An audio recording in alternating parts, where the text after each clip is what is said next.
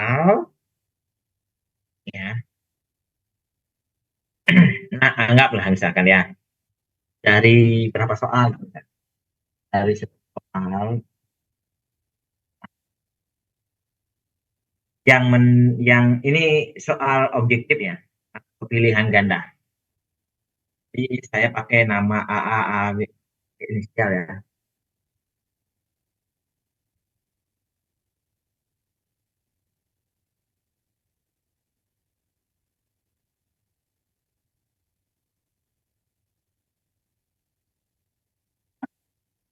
Oke. Jadi begini, hari ini rekan-rekan ya, dari saya anggap ini soal 1 sampai 10. Ini data. Yang satu itu berarti benar, yang salah di nol. Berarti si A ini menjawab dengan nilai 9 karena salah satu. Ya. Nah, siapakah yang menjawab terus semua? Adakah misalkan? Ada semua, ada cuman salah satu. Wah, sekarang kira-kira ini secara kasat mata ya, secara kasat mata. Kalian coba dicek yang mana ini anggap soal 1, 2, dari sini hitung 1, 2, 3, 4 sampai 10 pojok ya. Kira-kira soal yang mana paling sulit menurut kalian jika dilihat dari kasat mata data tabel?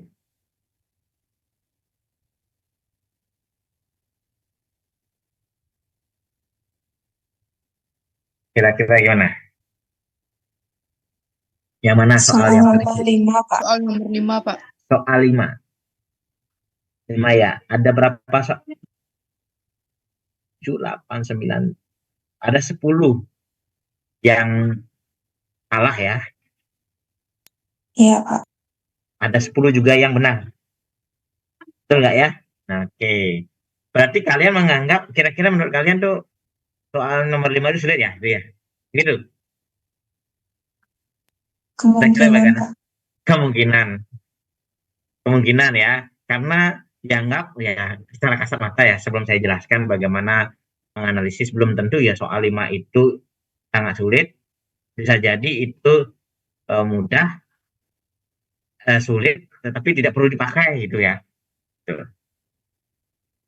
Secara kasat mata kita lihat soal nomor 5 itu karena itu dianggap sulit karena dilihat dari banyaknya yang tidak benar ya. Dari 20 responden, dari 20 responden 10 yang nggak benar, 10 yang anggap salah. Jadi dapat nilai nol lah ya. Kita nggak tahu ya, bisa jadi si yang dapat nilai nol itu karena orang pintar, orangnya pintar, tapi salah. Bisa jadi yang tidak pintar, dia jawabnya benar, itu kan? Kan kemungkinan pasti ada. Sehingga harus dicari atau dianalisis 3 hal yang harus dicari. Ya, pertama, analisis dulu tingkat kesukaran soal dari jawaban pada tabel. Ya, terus berapa nilai daya beda, baru kesimpulan. 3 hal ini penting untuk diketahui.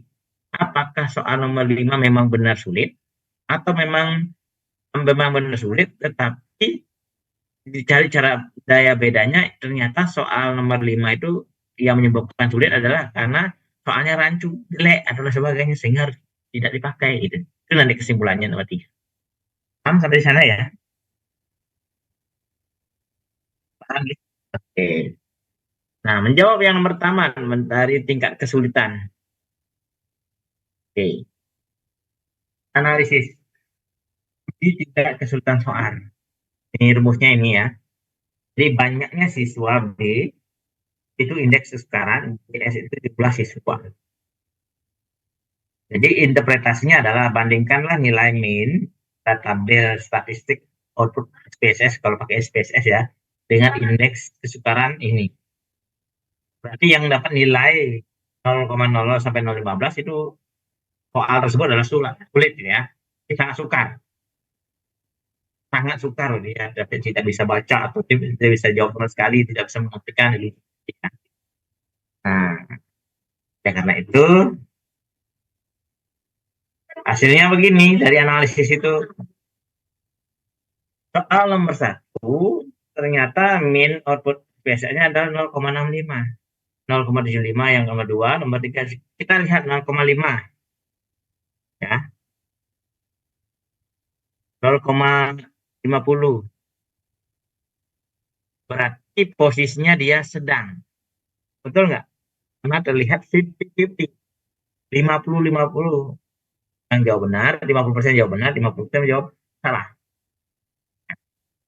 Jadi terlihat di sini nomor 5 itu kalian bilang sulit ya. Ternyata tidak sulit.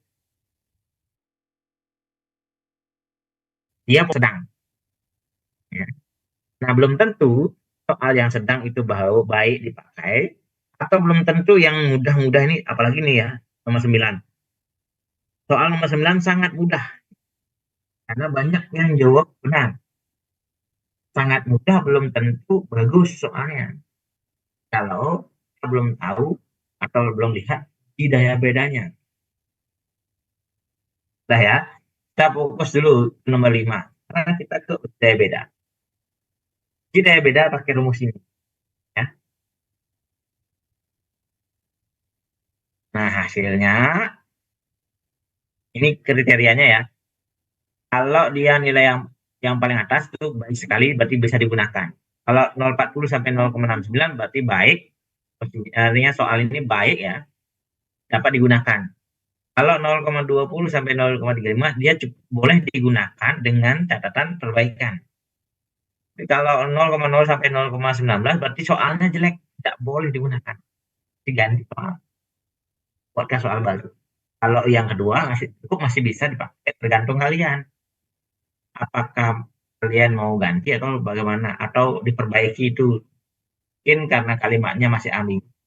Misalkan yang kalau cukup ya, mungkin kalimatnya masih negatif, atau kalimatnya rancu, atau kalimat pertanyaannya memunculkan dua jawaban atau lebih, dan sebagainya. Ya. Nah, hasilnya begini. Ternyata yang 10 itu ya, dianggap mudah, ternyata jelek soalnya. Yang nomor 5, soalnya dia tingkat kesulitannya, tingkat kesulitannya itu sedang ya. Tapi di sini dia dianggap cukup. Nah, simpulannya apa? Berarti yang mudah itu 7 soal dari tingkat sekarang ya. Yang sedang itu 2, yang sangat mudah 1. Tapi dari uji daya beda, yang baik 6 soal. Kemungkinan yang mudah itu, ya, soal yang mudah dikatakan baik 6 soal. Berarti 1 soal jelek ya. Itu jadi kan. Terus yang 3 cukup. Yang jelek 1. Sehingga kesimpulannya apa? Oke.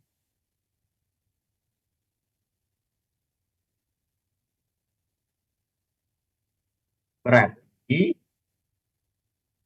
ada yang kategori 3 soal, berarti itu tidak boleh digunakan dengan catatan baik. Kalau jelek,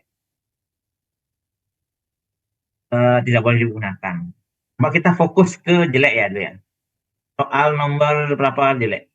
10 dikatakan ya. Soal yang jelek belum tentu sulit, belum tentu sukar atau sangat sukar atau kan sedang. Ternyata di sini soal nomor 10 itu ada mudah. Ya, tapi belum tentu soal yang mudah itu tingkat kesulitannya baik. Jadi tingkat daya bedanya baik ya.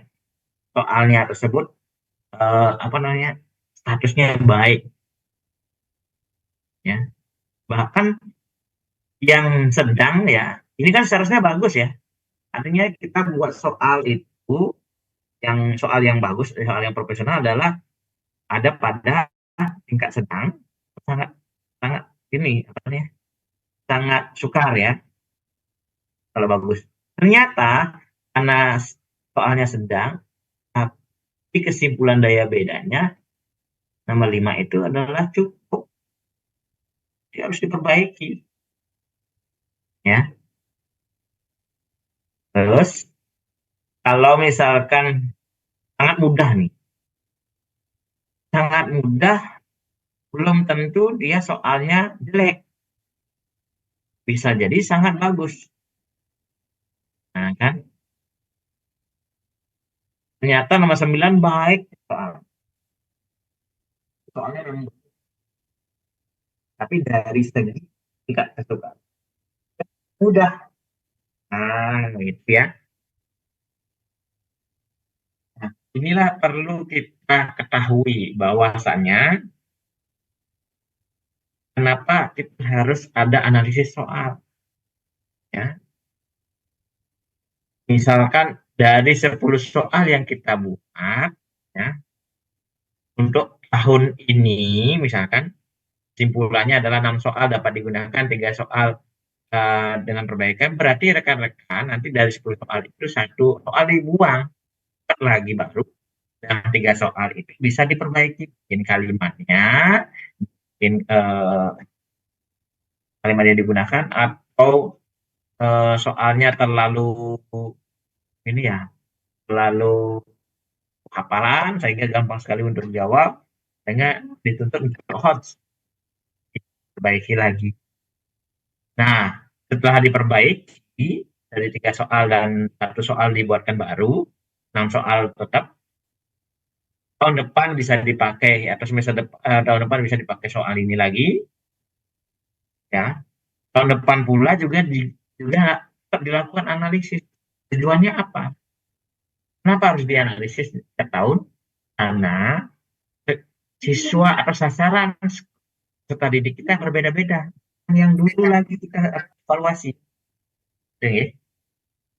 Sehingga dianalisis lagi. Kemungkinan jadi dari hasil analisis yang baik 6 soal, yang cukup 3 soal, yang jelek 2 soal, berarti dibuang.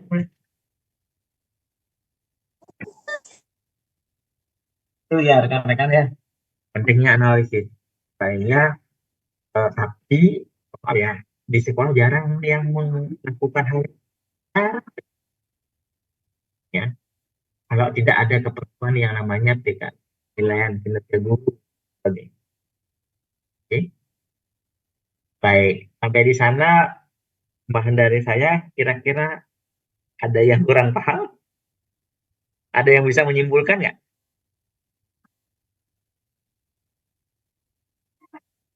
Oke, silahkan.